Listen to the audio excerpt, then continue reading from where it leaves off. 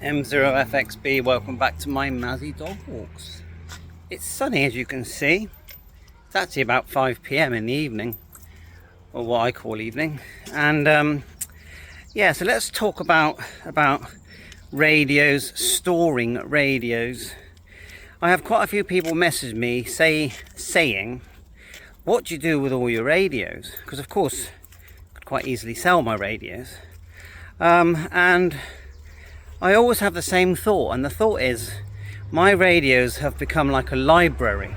Yeah, it's from a ham radio point of view, a hobby ham radio, even CB scanners and receivers. It's the best library in the world. Now, I don't say that in a sort of, I don't know, big-headed way. I don't mean it that way. I mean, I get hundreds of questions daily, and I try to answer every single one. So someone will ask me a question. They might ask me a question on a radio that I might not have used for months or even years. But I always know where my radios are. Even if, it doesn't matter what it costs. It could be a £10 Bofung with no screen, or something like the Yaesu FT710. Beautiful radio. Great value. A lot better value than the FTX1, to be honest. I'm not knocking the FTX1, but £2,000, more like 1,500 would have been nice. But anyway, I'm a Yaesu fan, by the way, but money is money. So, you know, it's my library, yeah? I go to the radio, I put it on the table, I set my camera up, they've asked me a specific question. And normally, if I get asked a question on a radio, I have to refresh myself. So I'm looking at my old videos, looking at other people's videos, reminding myself how to use it. And then I get to the question, make the video and post it. And that's why there's 20,000 videos. It's not because I'm trying like crazy to make 20,000 videos.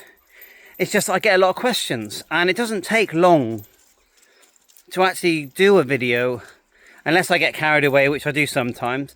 But normally, if someone sends me a question, I find the radio quite quickly.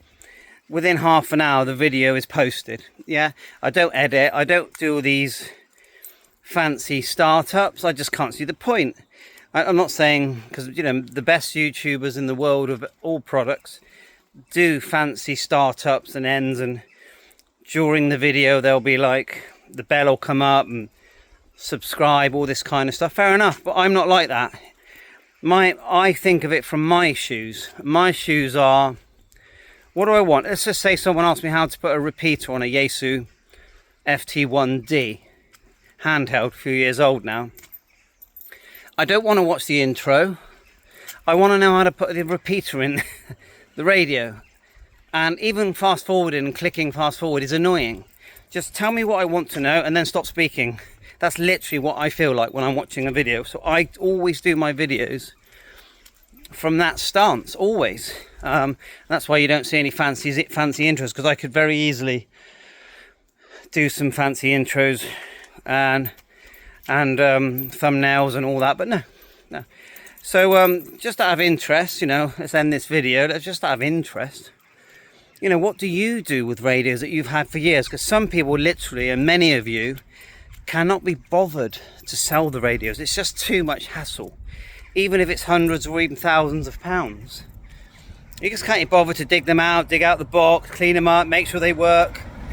You might sell it, and then the person that buys it will say, oh my god, this radio's faulty, which you get a lot with second-hand equipment, a lot. Yeah, I don't know how all the ham radio sellers do it, the shops.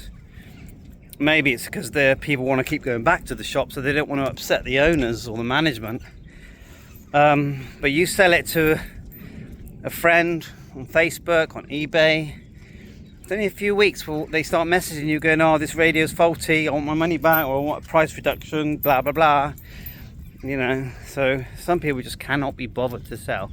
So let's call this video, can you be bothered to sell your old ham radio gear? Or have you got a room and you sort of look at it and think, if I die before my wife does, I know, you know, it could be if I die before my husband does, what's she gonna do with all these radios? She's going to box them all up and send them to charity probably. Bye for now. And yeah, well, good. If you're going to send it to a charity, send it to hospice and cancer charities for children. Bye for now. All the best.